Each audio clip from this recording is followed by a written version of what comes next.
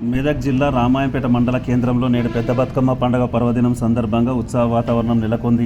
ఈ సందర్భాన్ని పురస్కరించుకొని రామాయంపేట మండల తహసీల్దార్ రజనీకుమారి మండల ప్రజలకే కాకుండా పరిధిలోని అన్ని గ్రామాల ప్రజలకు కూడా బతుకమ్మ దసరా శుభాకాంక్షలు తెలియజేశారు.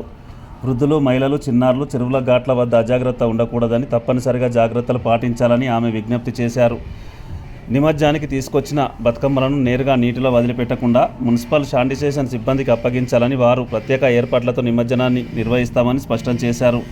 అలాగే చెరువులు గట్టుల వద్ద ఎలాంటి అవాంఛనీయ ఘటనలు జరగకుండా ఉండేందుకు మున్సిపల్ అధికారులు, పోలీసుల విభాగం, రెవెన్యూ సిబ్బంది ప్రత్యేక చర్యలు తీసుకున్నట్లు కూడా తెలిపారు. ప్రజలు ఈ ఉత్సవాన్ని ఆనందంగా జరుపుకోవడానికి కాకుండా భద్రతా నియమాలను పాటించడం ద్వారా బతుకమ్మ పండుగను సాంస్కృతిక వైభవంగా నిలపాలని తహసీల్దార్ రజనీకుమారి పిలుపునిచ్చారు.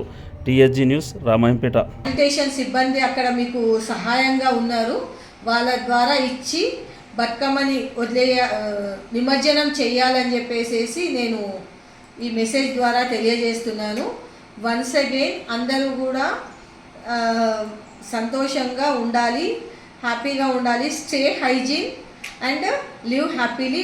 And once again all of you, all the Ramayampet గ్రామ పట్టణ ప్రజలందరికీ కూడా పెద్ద బతుకమ్మ శుభాకాంక్షలు, దసరా శుభాకాంక్షలు. Thank you.